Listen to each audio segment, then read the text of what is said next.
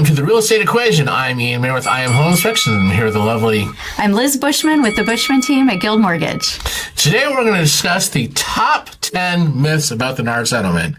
As you know, everyone keeps talking about the NAR Settlement, and I just keep reading online and hearing people say things that just don't make any sense.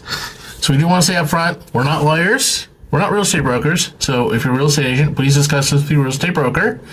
Please discuss with your real estate agent. But we just want to cover some of the top 10 things that we've heard that are just kind of ridiculous. Ridiculous enough to where we feel we will make a podcast out of it. So number one, buyer's agents are going away. Buyers are all on their own. They're going to have to do everything by themselves now. That is not true. That is not true. There's still value in having a buyer's agent, having realtor representing you. There's still value in that. So they are maybe taking a vacation while the changes even themselves out, where it becomes a normal conversation. New becomes norm. But they're not going away. There's nothing in the settlement that says a buyer cannot have an agent or an agent cannot represent a buyer. There's no wording in the settlement. That's not what's going to happen. And it is still very, very important that as a home buyer, you have your own representation. Especially on the home inspection side, we see it all the time when agents try to buy a house without an agent. Then they come to us asking us questions that they should be asking our agents, and we cannot answer certain questions because we're not real estate agents and we don't want to be accused of practicing without a license. You're not licensed to sell. So we will more than happy answer any questions about your home inspection, but we cannot answer questions about the real estate transaction. So no, buyer's agents are not going away. Total myth. What about this one? Commissions are going away. Again, that is not true. So the point of the settlement was that commissions have always been negotiable, always should have been negotiated, but they weren't always being negotiated the way they should be. And so now the point of the lawsuit is just negotiate the commissions. So commissions are not going away. Nope. They're simply negotiable, and they can be negotiated to pretty much whatever you want. Where they are putting the commissions is going to change. Correct. So, yeah, it's not that they're going away. Could you agree to sell your house and pay $1 commission? Yeah, but everyone deserves a living wage, folks. so let's be real. What about number 3? Number 3. This is one I hear a lot. Sellers are not allowed to offer commission to the buyer's agent. This is not true. Sellers can actually offer whatever commission to the buyer's agent they want. They want to offer 10%. Hey, they can. It's just, it is a negotiable item. You can negotiate it. You can offer, as a seller, you can offer the buyer's agent pretty much whatever you want within reason. It is simply negotiable. It is not locked into any specific percentage or price point. Okay, so there is the limit of 6%. Up until this point, where a listing agent can offer a listing agreement to sell your house for a 6% commission and then split it 50-50 with the buyer's agent if they want, or 60-40 if they choose to. It was left up to the listing agent to square up. So now the fact that all of that is negotiable, the conversation still needs to be had between the listing agent and the seller at the time of the presentation before contracts are agreed to. But whether or not the seller wants to pay the buyer's agent, that's a whole nother conversation, which is why we're having this conversation today. Yeah. So number 4. All right, so this one is a little tricky. Buyers have to come up with the commission out of their pocket to reach whatever the normal commission amount should be if the seller is not willing to pay it. That is a myth. There's a teeny bit of truth to that, in that whatever the buyer has negotiated with their buyer's agent, if the seller is not willing to pay that, they may have to pay the difference. The key point is, though, it does not have to reach any specific percentage, because all these percentages are negotiable. So that one really blew my mind when I heard an agent tell that to the buyer the other day. Oh, well, the buyer will have to pay. So whatever the difference is until it gets to the normal 5-6% commission. And like, no, the buyer only has to pay whatever they agree to the buyer, agent. And if it's 0.5% or 10%, either way, there's no set percentages. Now there are maybe a dollar amount that the buyer's agent is looking to obtain as far as commissions for, you know, what creates a fair and equal living wage. And Los Angeles is going to be different than, you know, other parts of the country, being a high cost area. And so the percentages will vary because usually it's based on price and also versus flat. But if, let's say, for example, a transaction coordinator fee, you know, those will vary. Who pays for that? That's all something that the buyers and the buyer's agents have negotiated prior to an NAR. I've seen closing statements where the buyer's agent doesn't charge a transaction coordinator fee to the buyer. They absorb it in their commissions. And then I've seen it where buyer's agents pass that fee on to their buyer. So that has not changed. And kind of with that mentality is that, you know, they're all 1099 contractors. If you're a plumber or if you're a electrician, you know, you're looking to value your time. Some may have an hourly wage. So some may have a flat fee. So again, it's something that's going to all be negotiable. So this one, number 5, commissions can't be advertised anywhere. The ruling only says that it cannot be advertised on the MLS. So we were talking about this before we aired, and I've seen it on sign writers. That listing agents are making sign writers for agent commissions. And maybe that was a meme, but there's no anything that says that they couldn't do that. The ruling only says it cannot be advertised on the MLS. I've seen at least 2, I think actually up to 4 websites pop up saying they're going to be the semi-official place where agents are going to be able to list commissions. I'm not even going to get into what those websites are because we don't know if any of them are going to stick, if any agents will really use them. I'm hearing different brokerages are rolling out different programs. Right now, what I'm hearing when I go to events and agents are there pitching a listing, they'll just sort of add it on to the end. Oh, by the way, we're offering whatever or something. Sometimes they're not specific. And I'm hearing, you know, people are going to put it on yard signs or Facebook or whatever. That, you know, there's no rule that they can't advertise it. It just cannot be advertised on the MLS itself. Okay, so number 6. Agents will not work with buyers anymore. And I have seen a number of agents say on their Facebook posts, I'm not going to work with buyers anymore. But I'll tell you is for every agent I see posting that, I see other agents going, good, you're no longer my competition. Get out of my way. I'll take your buyers. Yeah. So for every agent who doesn't want to work with buyers anymore because of all this, there's another agent going, yeah, I will work with that buyer for you. I will take that work. Yeah. There's always going to be work, and as long as there's work, there's going to be someone willing to do that work. Yeah. And up until this point, there's always been what you prefer, and that's part of my get to know you when I start working with new real estate agents who I've never worked with before. It's what do you prefer? Do you prefer listings? And working with sellers, or do you prefer buyers and working with buyers? Because it's 2 different job descriptions. It really comes down to that. So there's no change. Some will still prefer to do listings and work with sellers. Great.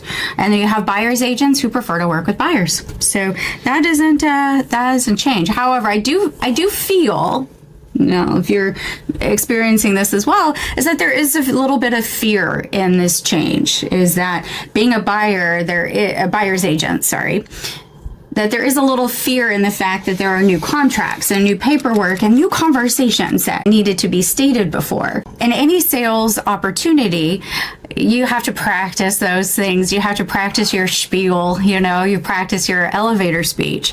And with that, you know, that's your buyer's agreement. Yeah, most agents I spoke to don't really see this as a big change. Some more forms, some additional things have to be filled out. But if you're a good negotiator, and most of them are pretty then you're gonna be a good, good especially in this negotiator. confusing market where you have multiple offers on one home and zero on another.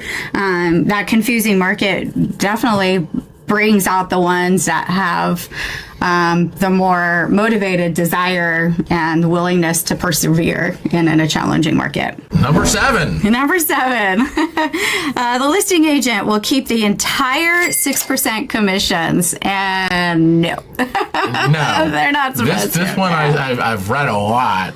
On a lot of different forums, a lot of different websites. Oh, well, now the listing agent just keep the entire commission.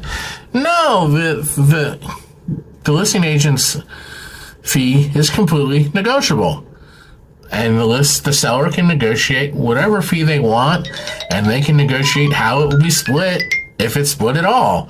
So the listing agent does not automatically get to keep the entire fee. They only get to keep what they've negotiated that they will keep. And, like anything else in a transaction, it could potentially change in the negotiations. So you have a fully executed residential purchase agreement with all addendums. It's all still negotiable. All right, number 8. Sellers will get an option to sell at 3% without a commission to the buyer's agent, or 6% if they want to offer a commission to the buyer. And Ian? No, this was another one of the silliest things I saw, that sellers will be given an A or B situation, take it or leave it. And now the whole point of the lawsuit was too many sellers were given an agreement and told to take it or leave it without negotiating. So just splitting into 2 still goes against the point of the lawsuit. The point of the lawsuit was it is negotiable. So it is not going to be 3 or 6, take it or leave it, or pick your poison. It's going to be whatever you negotiate. Yeah. And agents are going to have to prove their value, which usually they do anyway. And they can negotiate. It could be any percentage. It could be 2 and 4. It could be 5 and 10. Yeah. It can go up or down. It really depends. It's all negotiable. And you just have to realize it's a negotiable item, just like the price of the house. It's always negotiable. The terms of the contract are negotiable. How many days of contingencies? It's all negotiable. It's just one more item on the list of things you negotiate anyway that will now be negotiated. And adding your worth is customer service, because you have a choice. Do you want to be Walmart or do you want to be Nordstrom's? And that's your business model, realtors. Pick one or the other. Not saying that everyone has to be Walmart, but if you are Walmart, what is Walmart good for? Slashing prices. Slashing prices. And Nordstrom's is known for their service, right? Yeah. So you may pay top dollar to have that extra service, but again, it's all negotiable. It is all negotiable. It's a swap meet out there. Number 9. Number 9. So this one speaks of that NAR forces agents to reduce fees. Is that true or not true? No. NAR is not forcing agents to do anything. As far as it's just forcing them to have the conversation that their fees are negotiable. So it doesn't necessarily mean agents have to reduce their fees. No one's forcing agents to reduce their fees. An agent is free to increase their fees if they want, if they can negotiate it, and if they can prove to the seller or the people involved in the transaction that they're worth more, they can charge more. It is really up to the negotiations between the seller and the listing agent and the buyer and the buyer's agent what those fees will be. So no one's forcing anybody to do anything. I'm hearing predictions that, fees really won't go down if agents sell their value. So there's not going to be any forcing of anything. Just you have to negotiate. New paperwork. There are forces in the new paperwork. They're forcing you to do new paperwork. But So new agreements and new paperwork. That's where the hammer comes down. But as far as having the conversations, it's really important to, and I think we keep saying it over and over again like a broken record, but that's what we're here to do, is everything is negotiable. Know your worth and your value proposition. So this is going to be the last one before we wrap up. Number 10. Number 10. This will make houses more affordable. Will it? You think? Is it more affordable? this is was the big headline across all the big media outlets when the lawsuit went into court, and when it looked like it was going to settle, that this is going to make houses more affordable, this is going to bring down houses prices. But as we did a podcast interview with several agents numerous months ago when the settlement was just being negotiated, and one of the things that agents brought up is, so if fees go down 1-2% and prices are appreciating 1-2% a month, several percentages over a year, it's really gonna not be felt. It's not gonna be a significant. I mean, if prices drop a penny on a dollar, do you really feel that difference? Right. So it's a whole game of supply and demand, right? Real estate's always been that way. If you have house A that is fully brand new and remodeled, no one's ever lived in it before, and then you have, house B that is more, I don't want to say distressed, but fixer-upper, needs a little bit more work. Those are two different houses, two different supply and demand. You're going to capture people who want that brand new property, and then you're going to capture those that want a fixer-upper, want to develop and grow into that house. And that supply and demand is going to be there. List A might be put on the market for 50, 60, 100 grand higher than house B. But it's a changing market. It's a challenging market, and sometimes it could be known as a confusing market as well. So I think in this market today, date is August 2024 when we're filming this, we have a market that is open. Like I said, you're going to have homes that are listed for what it's worth, and you may have homes that are purchased for lower than what it appraises for or should appraise for. Key is affordability here. So if you have a buyer, and I work with a lot of first-time home buyers, and those of you who are watching know that, and these buyers have to come up with down payment, they have to come up with their closing costs, and now we're asking them to come up with buyer's agents' commissions. That might be a little tough. However, if those buyer's agents' commissions are negotiated, then at least we can plan for it.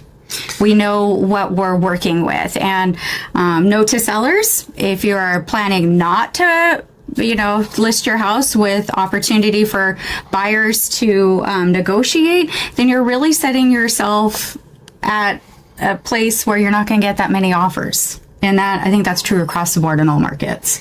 So the key is home prices are based on supply and demand, not commission rates. Yeah. So if supply goes up and demand goes down, that'll affect prices one way. And if demand goes up and supply goes down, then prices are going to rise regardless. Yeah.